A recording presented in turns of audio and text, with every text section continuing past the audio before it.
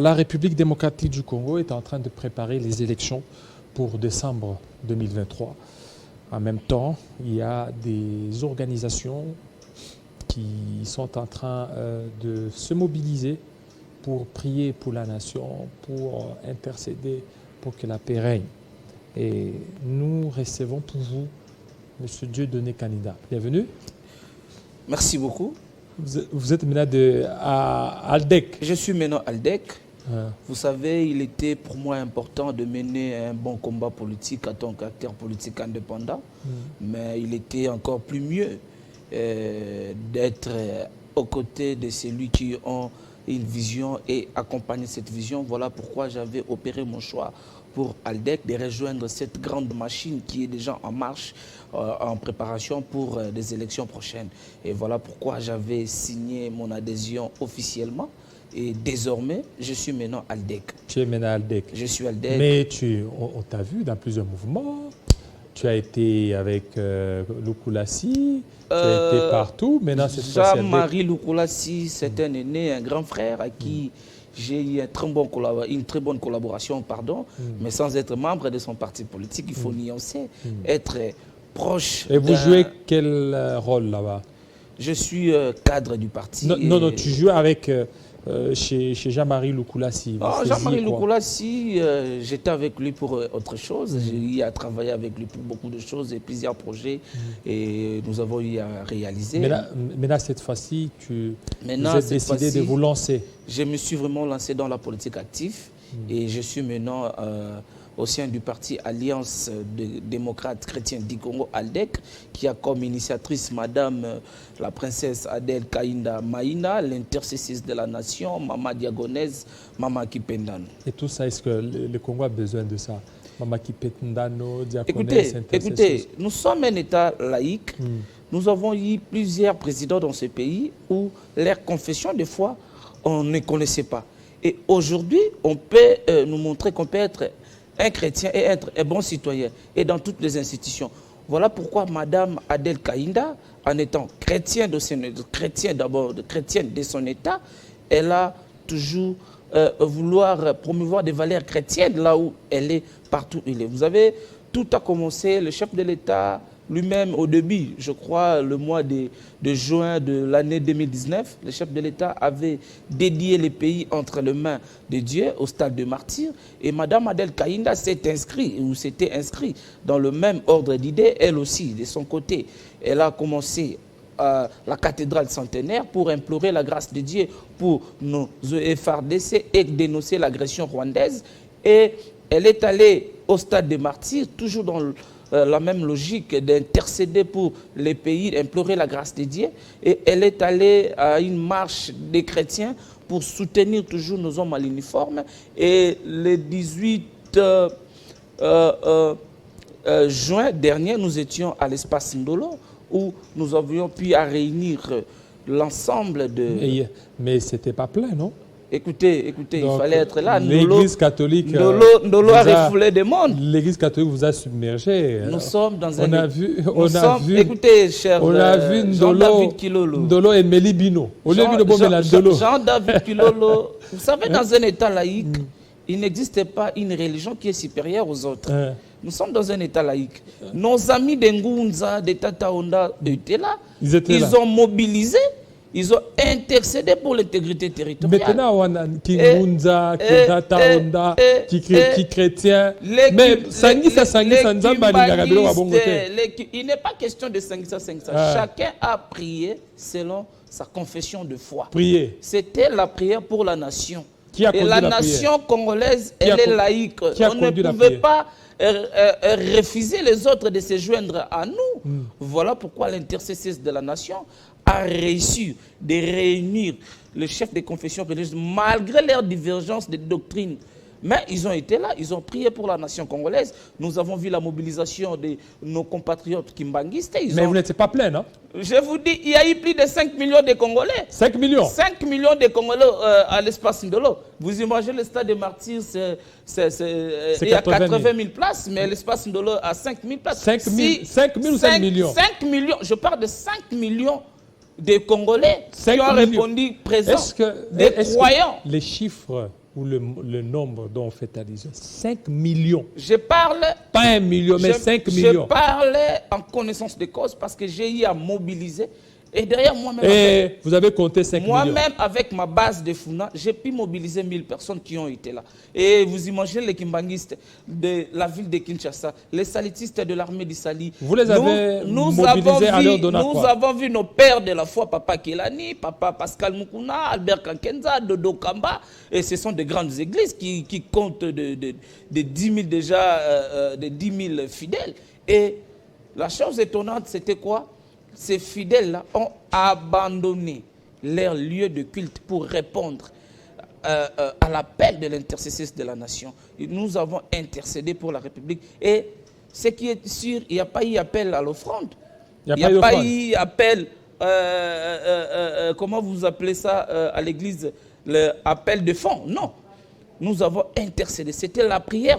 Maintenant, vous, quand vous avez mobilisé ces gens, 1000 personnes, vous leur avez donné quoi? Si nous leur avons donné quoi? Toi, personnellement. Moi, par exemple, avec ma base, j'ai pu mobiliser ma base, me fait confiance ma base de Funa. Combien? Moyennant combien? Nous n'avons pas l'habitude de monnayer nos actions, nos activités. Mais on peut disponibiliser un bus peut-être pour... Un bus seulement? Pour mes amis, ma base de Selemba, ou pour arriver à Ndolo, c'était un peu difficile. On avait disponibilisé de bus pour accompagner... Et vous avez mis les moyens pour ça? Dans mes maigres moyens, je me suis bâti pour... dans tes maigres moyens ou bien c'est le parti qui vous a donné pour aller appeler tous les autres? Non. Nous, Aldec, le parti peut nous venir en aide, mais ce n'est pas ça l'objectif. Nous travaillons pour les résultats. Alors vous travaillez pour les résultats. Vous avez mobilisé plus de 5 millions. 5 millions Congolais. 5 millions des croyants. Qui sont venus. Ils sont venus à l'espace Ndolo. Ndolo a refoulé le monde. Je vous assure, il fallait être là pour ne pas comprendre ce que je suis en train de dire. J'étais là sur place. Alors qui présidait la prière? Il y a eu plusieurs... Est-ce que selon vous, Dieu s'est manifesté? Parce qu'il y a eu trop de méli-mélo. Ça, c'est... Les Ngunza... C'est de l'œcuménisme. L'œcuménisme, l'assemblage des églises des réveils, les Ngunza, les kimbanguistes, les animistes. La prière pour la nation n'a pas de religion. N'a pas de religion. N'a pas de religion. S'il faut prier pour le Congo, on ne tiendra pas compte des religions à une autre. Si les Ngunza estiment qu'ils vont prier pour notre intégrité territoriale qui est toujours menacée. Maintenant, il faut les mélanger avec les... Il n'est pas question de mélanger. Mais vous les avez mélangés, non? Mais oui, nous étions... Et ils sont là, ils font leurs incantations, mais les Ngunza ne sont pas des Congolais. Ils font leurs histoires. Et les Ngunza ne sont pas des Congolais. Non, ce sont des Congolais. Mais nous parlons en termes de religion, en termes de chrétiens. Je vous ai dit, l'État congolais, c'est un État laïque. Oui, mais cette laïcité ne veut pas dire qu'il faut prier ensemble.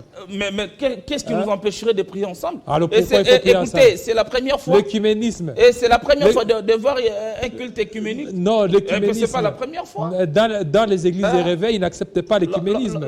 L'homme de Dieu. Non, journaliste, allez-y. Écoutez, non, je dois... Prenez cette casquette de journaliste. Vous êtes journaliste, je sais qu'en dehors d'être journaliste, vous êtes un serviteur de Dieu. Et si il faut prier pour la nation, on ne va pas tenir compte de la religion. Mais pourquoi ne pas peut-être dire à une seule religion qu'il prie? Non. Après, vous allez chez les Tantangunza, ils prient. Il fallait mettre les Congolais ensemble. D'abord, ceux qui étaient en Ndolo sont premièrement des Congolais. Nous avons vu Mme Adel Kaïda animer de l'esprit patriotique. Est-ce que la manière de prier des Ngunza, c'est cette manière de prier des... En ce que moi je sache, les Ngunza croient à un seul Dieu. Oui. Non, leur manière de prier, leur pratique. Leur pratique. Oui, leur pratique, leur manière de prier. Quand ils prient, ils font des incantations, des histoires. Il y a d'autres qui sautent même les feux. Et vous allez arriver. Il y a d'autres qui sautent les feux. Il y a d'autres qui font autre chose. Mais les églises de réveil, ils sont contre ça. Pour eux, la prière doit se faire autrement. Mais vous appelez ces gens-là. Là-bas, il n'était pas question de l'église de réveil ou de l'église de Christ Congo SCC et consorts. C'était la prière pour la nation. Et c'était la prière pour l'intérêt général. Nous tous, nous étions concernés. Il fallait laisser chacun de nous être libre d'implorer la grâce de Dieu selon sa confession de foi. Pour que Dieu fasse quoi? Pour que Dieu intervienne pour les Congo. Ah. Et la preuve, le même jour, Léopard jouait au Gabon, nous avons remporté le match. Pour vous prouver que notre prière a été exaucée. Donc les Léopards ont gagné. Les Léopards ont gagné, notre prière a été exaucée. Et il est relevé ceci, que le président de la République, Félix Tshilombo, il est le Josué de la République démocratique du Congo. C'est sous sa direction, le Congo retrouvera réellement son indépendance. Et le peuple congolais sera et goûtera de ce miel convoité par les ennemis. Il n'est pas et le président mais de la c'est lui République, les deux soleils. le président de la République, écoutez, on ne peut pas prier pour la nation sans prier pour le chef de l'État. C'est une obligation. Non, je dis ceci. Aujourd'hui, il est Josué. C'est ce que vous venez de dire, non? Bien sûr, il est Josué. Ouais, pourquoi il est Josué? Il est Josué parce qu'il est en train de conduire le peuple congolais vers son indépendance effective et totale. Et voilà pourquoi il fallait implorer la grâce divine. Dans votre prière, vous avez prié aussi pour les Léopards, pour qu'ils gagnent. Parce que vous vous dites, écoutez, parce que vous êtes réunis, les Léopards ont gagné. Écoutez, quand on a prié pour l'intégrité territoriale, on a prié pour nos hommes à l'uniforme qui sont au front. Mais les 11 nationaux qui étaient au Gabon, n'est-ce pas, ils étaient aussi au front? Les 11 nationaux qui étaient au Gabon. Vous avez dit que ce sont les militaires, non, pas seulement les militaires. Nous avons prié pour les Congolais, pour nos hommes à l'uniforme qui sont au front, y compris les 11 nationaux qui étaient au Gabon. Notre prière les a affectés et la victoire a été la nôtre. Donc les 2 buts à 0 là. Les 2 buts à 0, c'est grâce à la prière de Ngunza, la prière de Kimbanguistes, la prière des Salitistes, la prière de l'église des réveils, la prière des églises autochtones. Tous, et nous étions à l'espace Noro où nous avons imploré la grâce. Mort aussi était là. Non, pourquoi parler de mort ici on parle de culte écuménique. Mais mort fait partie d'une religion. Et alors? Mais c'est un Congolais, non? Mais c'est un Congolais. Il est chef spirituel de quelle église? Parlez-moi de son éminence Simon Kimbangu, je peux mettre un point de vue là-dessus. Parlez-moi de l'apôtre Bolia, de l'église Bima. Parlez-moi de l'apôtre Condé Dominique, nos pères de la foi. Parlez-moi de Tata Onda, je peux avoir une idée. Parlez-moi de mais Tata Onda, les pratiques de Tata Onda sont presque les mêmes pratiques des Mormons. Ça ne nous concerne pas. Nous, notre problème était d'implorer la grâce de Dieu pour les Congo. Moi, en ce que je sache, nos amis de Tata Onda prient réellement un Dieu unique. Ils n'ont pas d'autre Dieu que nous prions. Mais leurs pratiques, là, ce sont des pratiques fétichistes. Leurs pratiques, selon vous, vous qualifiez ça des pratiques fétichistes. Ça ne nous concerne pas. Notre problème était... Personne... Voilà. Alors vous voyez que ces pratiques fétichistes... Non, écoutez, personne n'était là sur le podium à implorer la grâce du Satan ou du diable. Tous étaient là, on pleurait la grâce de Dieu. La grâce de Dieu. Alors, toi aussi, tu étais là? Et bien sûr, j'étais là. Et toi, c'est toi, Tata Onda ou bien Église des Réveils? Je suis chrétien, pratiquant, servant, serviteur, voilà. Quelle église?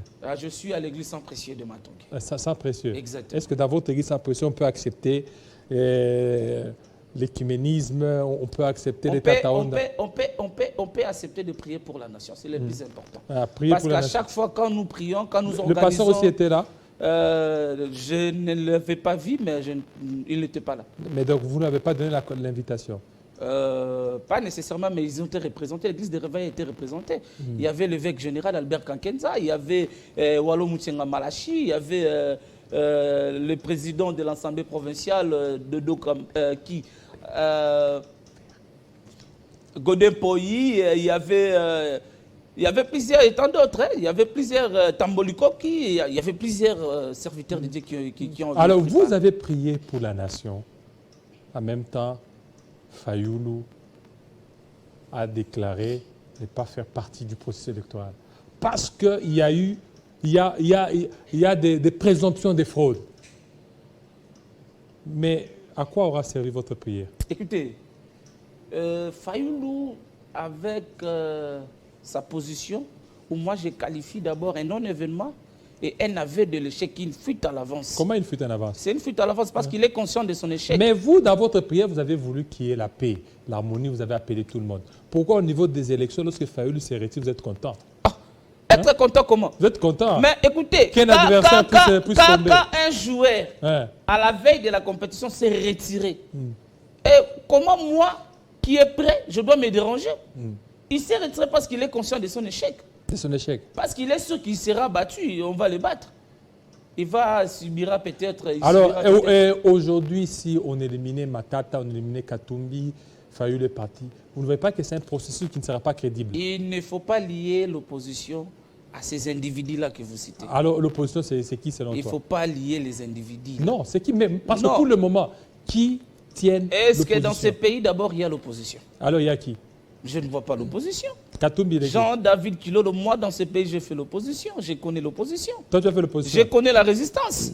Quand on parle de la résistance, avec Etienne Tshisekedi Moulumba, qui était la cathédrale de la résistance, on avançait toujours vers, même si on tirait la gaz lacrymogène, nous, on n'a pas fait la marche motorisée, ou à tout moment utiliser les enfants mineurs, de vieilles dames, au madouaté, plairer la crevaison de Pinay. Non, ce n'est pas ça l'opposition. Quand on parle de la résistance, il faut réellement avoir des résistants. Toi, tu as fait quelle opposition? J'ai fait une opposition très radicale dans ce pays. Parce que toi, tu es trop jeune. Quelle opposition toi tu as fait? Mais écoutez, à mon âge, j'ai sacrifié ma jeunesse. J'étais parmi ces jeunes-là. Tu as sacrifié ta jeunesse? J'ai sacrifié ma jeunesse pour l'alternance que nous avons aujourd'hui. Pour avoir la victoire que nous avons, pour les combats de la démocratie. J'ai été dans le mouvement citoyen. Tu as sacrifié ta jeunesse, mais tu es encore jeune. Mais écoutez, la jeunesse d'abord c'est un état d'esprit. Non, mais quand tu dis, vous savez, quelqu'un qui peut dire sacrifier la jeunesse, c'est lui-là, il a déjà 50 ans. Non. Et que dans les années passées, sacrifier ma jeunesse, c'est-à-dire, j'avais pris conscience de défendre les Congos avant l'âge. Pendant que mes amis étaient encore dans les salles de jeu, dans deux autres choses. Mais moi, j'avais déjà pris la conscience de défendre notre pays. Voilà. Et tout le temps dans des marches, depuis la transition de 1+4, j'ai toujours été dans la rue pour protester contre la barbarie de l'ancien régime. Voilà, je reviens à vous. Je reviens à vous, monsieur Kaninda. Ça, c'est la dernière livraison d'informations de la Minute Info avec Héritier Ntambois. Bienvenue, Héritier, et déballez-nous la dernière livraison.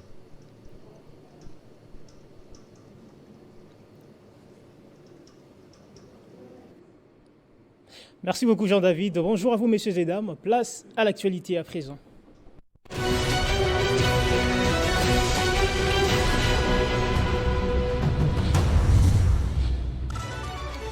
La Commission électorale nationale indépendante a rendu public hier les conditions d'éligibilité et des cas d'inéligibilité aux différents scrutins qui pointent à l'horizon. La CENI renseigne d'entrée des jeux que pour être éligible, il faut impérativement être de nationalité congolaise. Processus électoral en RDC, le sénateur Augustin Matata Pogno dénonce l'utilisation de la justice par les pouvoirs en place pour l'éliminer de la course à la présidentielle. Il a en effet porté plainte contre le président du Sénat, Bahati Lukwebo. La résidence du secrétaire national chargé de mobilisation du PPRD Douni Akilanga a été perquisitionnée par des services de sécurité. Selon ces hauts cadres du Parti du Peuple pour la Reconstruction et la Démocratie, cette opération s'est effectuée aux environs des 3 heures de ce jeudi. Nous y reviendrons avec plus de détails. Révolution médiatique en RDC, Télé 50 fête ses 13 ans d'existence ce 24 juin.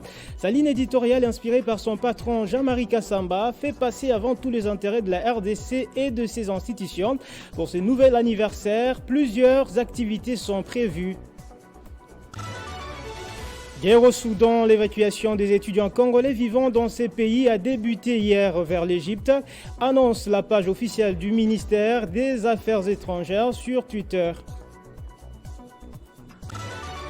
Au Soudan toujours, les combats entre l'armée soudanaise du général Bourhan et les forces de soutien rapide du général Daglo ont repris mercredi après l'expiration d'un cessez-le-feu de 72 heures.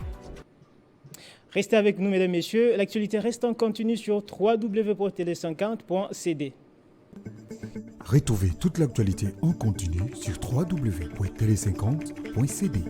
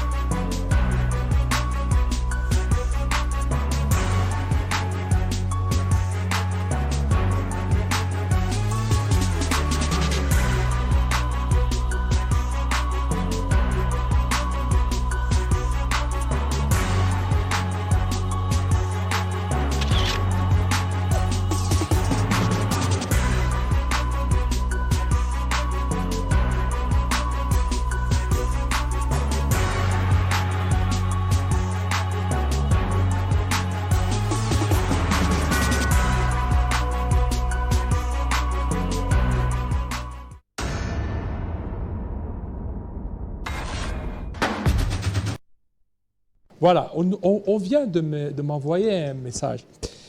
Bonjour, monsieur Jean-David. Si votre invité a sacrifié sa jeunesse à son âge, il dit que vous n'êtes même pas peut-être, vous êtes trop jeune aujourd'hui. Donc, lui aussi a été utilisé en tant que mineur par Étienne Tshisekedi. C'est faux et archi faux. Ah? C'est faux et archi faux. Comment ça? D'ailleurs, il ne connaissait pas mon âge. Hein? Il peut estimer mon âge? Non. Mais parce que lui, c'est un téléspectateur. Non. Il dit, et tu peux avoir dans les 37 ans si c'est trop. Non. Ben, en 2003, à l'époque de transition, je pouvais avoir quel âge selon lui? Ouais. J'étais déjà majeur, j'étais déjà à l'université. Si je me En 2003, hein? Toi tu étais à l'université? Bien sûr. Monsieur Dieudonné, en 2003, tu étais à l'université. Est-ce que je peux donner mon âge publiquement? Allez-y. Comme ça, vous allez faire des calculs. Allez-y. Allez-y. Mais je ne peux pas donner mon âge comme ça. Je Mais suis un adulte le plus important. Les téléspectateurs, vous savez quoi? Ceux qui nous suivent, ils savent. Je sais. Ils savent, ils disent non, celui-là, il peut avoir tel âge. Et il estime. Non, il peut, parce qu'il dit que non, celui-là, il est jeune. Et alors? Parce que vous, mais comme vous êtes aussi jeune. Comment ça? Oui. Non, moi tel que je suis là, moi je n'ai pas dit que j'ai sacrifié ma jeunesse. Et alors? Cela vous choque? Non, ce n'est pas moi, c'est les téléspectateurs. Il est choqué. Les téléspectateurs a dit ceci. Je répète, j'ai sacrifié ma jeunesse pour les combats de la démocratie. Là vous avez quel âge? Trop jeune. Parce que avec Étienne Tshisekedi, vous avez parlé quel âge? 2003. En 2003, à l'époque de transition, 1+4. Oui, là tu avais quel âge? J'étais déjà adulte. Adulte. Là tu avais quel âge? J'étais quand nous avons refusé d'aller aux élections en 2006. J'étais déjà adulte. 18 ans. J'avais déjà 18 ans, j'avais ma carte d'électeur de Malumalu de l'époque. La CI, à l'époque des CI, pas la CI. La CI, c'est en 2006. Hein. Alors? En 2006. Alors, c'est en 2006. Non, oui, mais la carte, ce n'était pas en 2003. Parce que si en 2006, tu avais la carte... En 2003, il y avait la transition. C'était après la Sun City. Il y a eu la transition de 1+4. Et à ce moment-là, nous avons commencé de mener des démarches où nous étions contre les 1+4. Où nous avons dit 1+4 égale 0. Rappelez-vous, souvenez-vous de l'époque. Les 30 juin, tout s'arrête. Vous vous rappelez bien, vous êtes journaliste. Et après, il y a eu l'élaboration de la constitution que nous avons en 2006. Et il y a eu le référendum, et il y a eu des élections en 2006 où on n'a pas pris part. Pourquoi? On avait posé des préalables. À ce moment-là, j'étais déjà dans les combats politiques. Et en ce moment-là, trop jeune. Donc, je pouvais faire tout ce que mes amis faisaient. Parce qu'actuellement, vous pouvez avoir peut-être 33 ans. C'est vous qui le dites. Peut-être 33 ans. Pour mais là, pour si vous prenez le respect de nos téléspectateurs, je ne peux pas donner mon âge. Sinon, j'allais donner mon âge, vous serez étonné. Voilà, merci beaucoup, messieurs, les 33 ans. Alors, je reviens pour non, vous me donnez 33 ans d'âge. J'ai dit, monsieur, 33 ans. Mais je suis de série 8. Hein? Je suis série 8. Oui, série 8. Vous pouvez être peut-être des 89. Pas les dernières séries 8 là que vous peut-être des 89, non? Non. Je suis des séries 8. C'est ce qu'il faut comprendre. Peut-être des 89. Revenons à Martin Fayoulou. Martin Fayoulou, qui a désisté. Par contre, ça allait vous faire réfléchir. Faire tout pour que les élections soient inclusives, que tout le monde puisse participer. Je crois que l'Ensemble pour la République avait aussitôt répondu. Et la décision de Martin Fayoulou n'engage pas la République. Là, cette décision engage son idée. Nico Maengele et Penge, présidents de leur parti politique, ne sont pas concernés. Ils ne sont pas concernés. Dans la décision de ne pas aller aux élections, des fois, il est libre. Il est libre. Et je sais qu'il va opérer son choix pour le président Félix Antoine Tshisekedi. Est-ce que les Congolais sont prêts? Les Congolais? Et bien sûr, les Congolais sont prêts pour les élections. Parce que les Congos ont suivi est-ce que tous les moyens, où chaque 5 ans. Est-ce que tous les moyens sont disponibles? Exactement. L'organe technique et habilité de nous organiser les élections, il vient déjà d'envoyer un communiqué ou une communication pour nous, les candidats, déjà de s'apprêter. Déjà dans 48 heures ici, il y aura l'ouverture des bureaux de traitement et de recrutement des candidatures au niveau de la Mais ça me dit qu'il n'y n'y a pas d'argent, le moyen font ne soyez pas distraits, il y aura des élections. Nous sommes en train de travailler, en train de mouiller les maillots pour offrir un second mandat au président de la République et lui donner une majorité écrasante. Pour offrir un mandat tout en éliminant certains candidats. On a éliminé un candidat par quel moyen? Mais il y a des stratégies. La décision qu'il a prise, il est libre. Il est éliminé où? À la Cour constitutionnelle ou à la CENI? Si c'était à la Cour invalidée, vous allez dire que non, on a... Matata, vous cherchez. Écoutez, il y a Matata, il y a Katumbi. Matata n'est Katumbi avec les autres. Un citoyen extraordinaire comme tous les autres citoyens. S'il a des conflits avec la justice... Quel conflit? Mais la justice s'était déclarée incompétente. L'affaire Boukangalonzo... Mais la Cour constitutionnelle s'était déclarée incompétente. Mais la Cour de cassation avait saisi la Cour constitutionnelle pour l'interprétation de... Entre la Cour constitutionnelle et la Cour de cassation, la plus haute juridiction, c'est la plus haute juridiction est la Cour constitutionnelle. Alors, parce qu'elle a des missions spécifiques. Elle s'est déclarée incompétente. Matata Ponyo est poursuivi pour des infractions de droit commun. Non. Matata Ponyo, lorsque son dossier a été soumis au niveau de la Cour constitutionnelle, cette dernière s'était déclarée incompétente. C'était déclaré incompétent parce que la Cour constitutionnelle n'a pas qualité de juger un sénateur. C'est clair, c'est noir sur blanc. Les sénateurs sont justiciables à la Cour de cassation. Lorsqu'elle se déclare incompétente. Il faut aussi soulever ces problèmes. Matata Ponyo est poursuivi pour des faits qu'il aurait commis en tant que Premier ministre. Comme la Cour constitutionnelle est le juge pénal du président de la République et du Premier ministre, la Cour peut aussi être compétent pour juger ces litiges. Mais il se pose un problème à l'heure actuelle.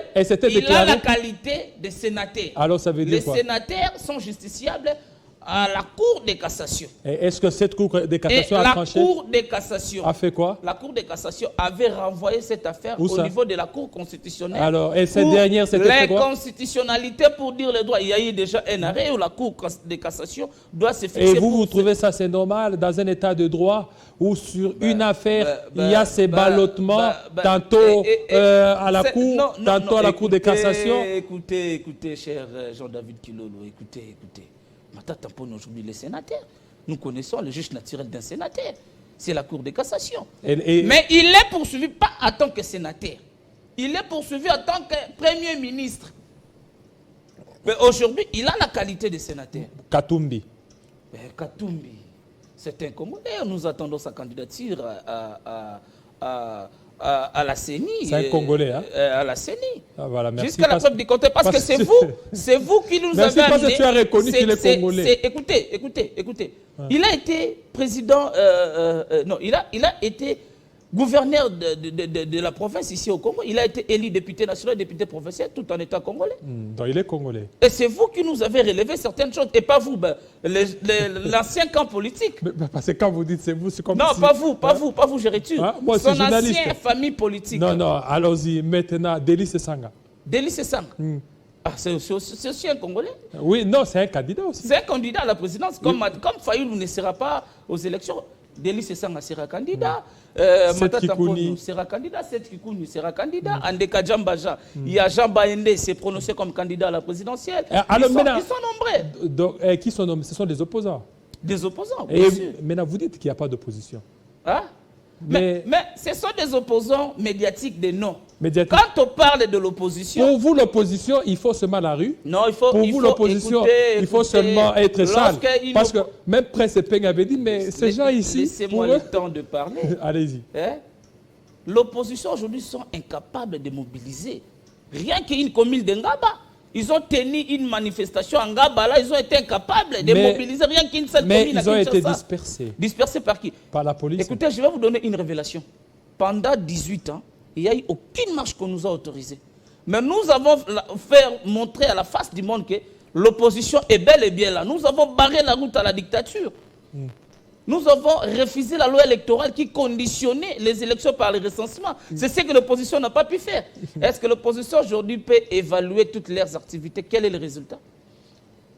Mais vous avez... Ils ont tenté de commencer le jeudi serveur comme nous avons fait à l'époque, ici sur le boulevard. 4 personnes. Je dis, c'est ça l'opposition. C'est comme les jeunes des mouvements citoyens, Lucha, Filimbi et consorts, regroupés dans un sitting devant l'ambassade, je ne sais pas, d'Italie ou de quel pays du monde. Je dis, mais ça, c'est l'opposition. Voilà, merci mais beaucoup. Mais nous, quand nous étions à l'opposition, toi, tu étais d'abord de quel parti politique? Parce que tu parlais de l'opposition. Écoutez. Parce qu'il y a quelqu'un qui me dit, donc, en 2003, il avait 15 ans. Il connaît mon âge. Dans lui, il me donne 15 ans en 2003. Dans 2003, dans lui, son vrai problème, il veut connaître mon âge. Il dit que tu étais mineur. Mais il y a des sortes de mineurs. Il y a des mineurs non émancipés et émancipés. Non. Mais toi, tu étais mineur en 2015. Un mineur émancipé est déjà assimilé au majeur. Il dit en 2015, tu étais mineur. C'est selon lui. Mais je n'étais pas un mineur à l'âge des petits garçons qu'on a instrumentalisés en tu étais mineur, hein? Mineur, pas à l'âge des petits garçons qu'on a instrumentalisés en Gaba. Allons-y pour terminer. Vous parliez là, vous disiez quoi? J'étais en train de vous dire, oui, l'opposition que nous avons menée, on n'avait pas le temps de mettre des affiches dans l'ensemble de la ville pour annoncer. Mais parce que vous n'avez pas de moyens. Ce n'est pas, ce n'était pas un problème de moyens. Vous n'en avez pas. Ce n'était pas un problème de moyens. Écoutez, mais actuellement, l'opposition est structurée, il y a le moyen. Il y a les moyens. Ce sont les gens qui étaient aux affaires hier avec les moyens de l'État. Mais ils ont les moyens. Des criminels économiques que vous encouragez. Des criminels économiques. Non, mais ils ont les moyens. Les gens qui jouent avec l'argent de l'État, 50 000 par billet aujourd'hui, quand ils sont maintenant dans l'opposition, les 50 000 par billet. Mais Étienne Tshisekedi aussi était Premier ministre, il était ministre de la Justice, ministre de l'Intérieur, non? Eh oui, mais à quelle époque il fallait aussi évaluer l'époque? À quelle époque? Mais il n'avait pas touché l'argent de l'État. Est-ce qu'il y a eu des dossiers sales? Il n'a pas touché l'argent. Il y avait eu des dossiers sales sur lui? Il n'y a pas eu? Si vous connaissez un dossier sale de Étienne Tshisekedi, balancé. Bon, il y a des gens qui nous suivent, ils vont nous envoyer. Étienne Tshisekedi, c'est un modèle de la lutte, de mener un combat noble et non-violence. Il ne parlait pas trop. Il était la cathédrale de la résistance. Et son combat a apporté quoi? Aujourd'hui, nous sommes au pouvoir grâce à ces combats. Il avait tracé un chemin. Aujourd'hui, nous sommes au pouvoir. Alors maintenant, ma question est simple. Vous êtes à Aldec aujourd'hui. Exactement. Aldec n'a pas été avec toi quand tu étais mineur, quand tu étais utilisé en 2003. Aldec est né en 2017. Voilà, en 2017. En ce temps-là, tu étais dans quel parti politique? En ce temps-là, j'étais dans le mouvement citoyen. Mouvement citoyen. Okay. Donc, tu n'avais pas de parti politique. Je suis un activiste. Nous étions dans le mouvement citoyen. Bon, alors, très proche. Comment vous étiez dans le mouvement citoyen? Vous parlez d'Étienne Tshisekedi. Vous étiez... À tout moment. Donc, vous étiez instrumentalisé par Étienne Tshisekedi? On n'était pas instrumentalisé. Alors? Nos différentes activités allaient de pair avec les activités des acteurs politiques. Voilà pourquoi, à un moment, on était ensemble. Donc, vous n'avez pas d'idéal? Vous n'avez pas d'idéologie? Il y avait un idéal. C'était quoi? Écoutez, je vais vous dire une chose. Il y avait un moment où le vent des activistes et des mouvements citoyens, on était vraiment monté au créneau avec des activités, avec des actions pour barrer la route à la dictature, pour exiger l'alternance, où nous avons connu la perte de vies humaines de beaucoup de nos camarades des mouvements citoyens, Lik Kouloula, Rossi Chimanga Mukendi et tant d'autres. Là, ce n'était pas en 2003. Non, non. Vous êtes resté en 2003. Non, mais moi, je pose la question par rapport à 2003. Mais en 2003, nous sommes alors, déjà passés. Pourquoi vous avez quitté, pour terminer, pourquoi vous avez quitté de mouvement citoyen, de l'activisme? Pour moi, j'estimais qu'en tant qu'activiste, je menais un combat où il fallait éradiquer la dictature. Il fallait une alternance. Il y avait un gangster au sommet de l'État qui avait fait d'une ferme privée, d'une institution suprême. Il fallait barrer la route à cela. Et c'est ainsi qu'on était dans ces combats. Et après les combats, on a eu l'alternance. Je me suis dit, non, je dois me lancer dans la politique active. Et c'est ce qui voilà, merci beaucoup, M. Dieudonné. C'est moi qui vous remercie pour l'invitation. Voilà. Mais il faut rappeler à notre téléspectateur qu'en 2003, je n'avais pas 15 ans. Ce sont les téléspectateurs. Oui, je lui rappelle. Comme il veut avoir mon âge, je vais lui dire en privé. Oui, dis-le-lui. Non, en privé, en privé. Parce qu'il y a des gens qui vous suivent. Hein. Et oui, je sais. Et puis qui connaissent bien votre âge. Ils disent non, c'est pas ça. Voilà, merci. C'est qui est sûr que je suis né dans l'époque des Zaïre. Je ne suis pas né à l'époque. Merci beaucoup. Merci beaucoup. Ceux qui sont nés aux Zaïre, même en 92, c'est à l'époque des Zaïre. Même en 96. Oui, c'est les Zaïre. Même en 97, à partir de janvier, février, mars, avril, à partir de mai. Effectivement. Ils sont des Zaïre. Alors, maintenant, quand vous dites je suis né en Zaïre... Non, je suis né en Zaïre. Je suis né en Zaïre. Voilà, merci. Ça c'est pas important. on poursuit notre matinale pour chuter.